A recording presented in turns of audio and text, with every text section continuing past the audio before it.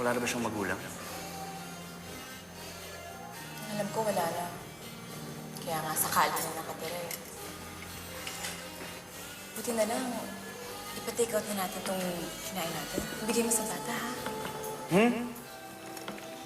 Naku, ang mahal itong in-order ko para sa'yo.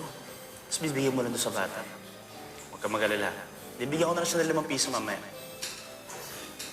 Lupin, ano ka ba? Hindi ka ba naawa sa kanya? Sabi nila, nagiging mabait ang isang tao kapag nagiging nanay, tatay na siya. Kaya maging mabait ka na sa bata. Ibigay mo na itong pagkain natin. Alam mo, teka lang, hindi pa nga ako tapos. Teka.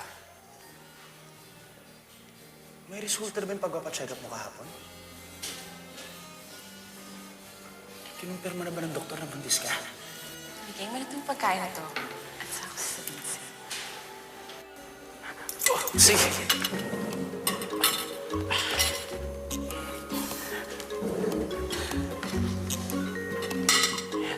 Lahat to para sa kanya na.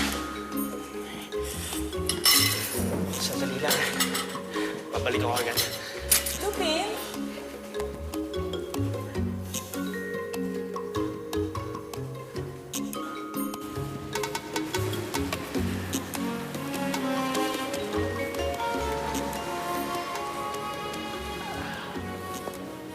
Bata, huwag mo nang kainin yan.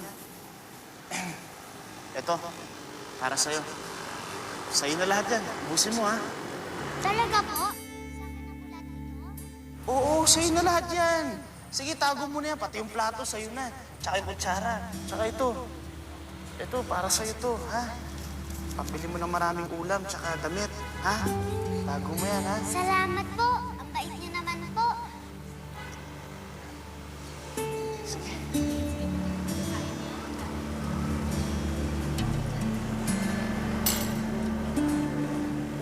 Kasama niyo po ba yung magandang babae?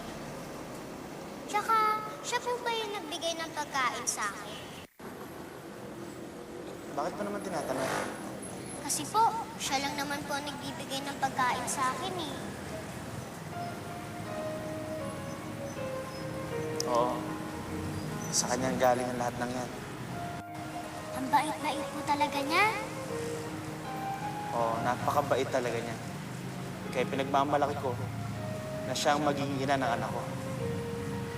Bata, magkakaanak na kami, magiging tatay na ako. Sige, kumain ka na.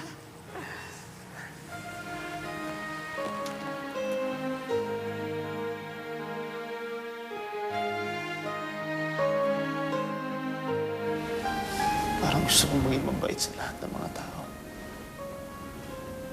Parang gusto ko ibalita sa kanila na magkakaanak na ako.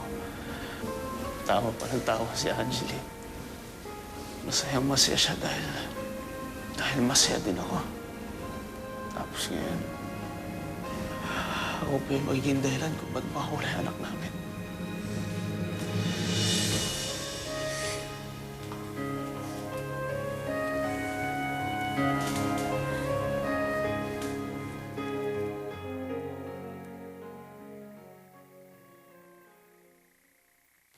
Excuse me po, senyora. Leche ka. Makita mo, nagdarasal ako, iniistorbo mo ako. Emergency ho kasi. Si Mamay ka po ang tumawag na sa hospital raw ho. Ha? Hello? Yes, Maika, bakit? Ha?